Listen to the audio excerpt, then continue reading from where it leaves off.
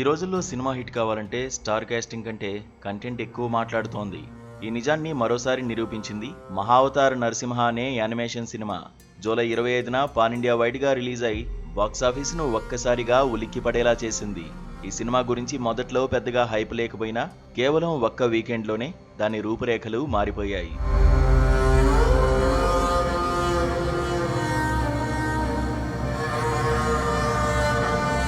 భారతీయ సినిమాల్లో ఆధ్యాత్మిక కథలు కొత్తేమీ కాదు.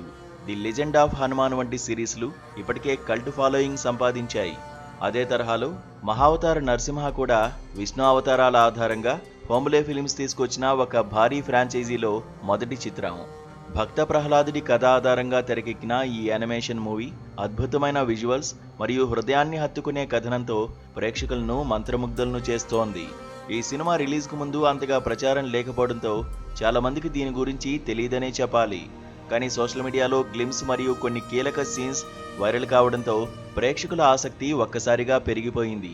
ఫలితం రిలీజ్ అయిన 9 రోజుల్లోనే ఈ చిత్రం 79 కోట్లకు పైగా కలెక్షన్స్ సాధించి భారతీయ యానిమేషన్ సినిమాల్లో ఒక కొత్త రికార్డును నెలకొల్పింది.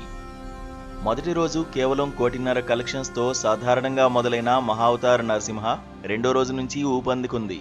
వర్డ్ ఆఫ్ మౌత్ ప్రచారం, సోషల్ మీడియా హైప్తో రోజురోజుకు కలెక్షన్స్ భారీగా పెరిగాయి.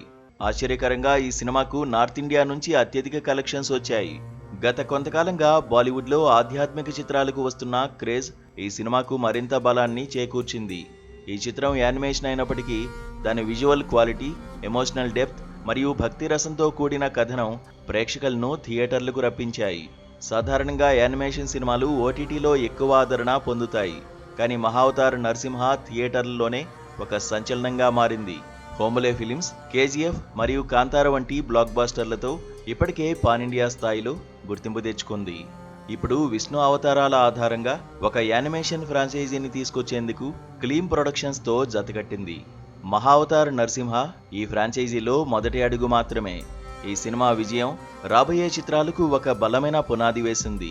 భక్త ప్రహ్లాదుడి కథను ఆధునిక యానిమేషన్ టెక్నాలజీతో తెరపైకి తీసుకొచ్చిన ఈ చిత్రం పిల్లల నుంచి పెద్దల వరకు అందరినీ ఆకర్షిస్తోంది.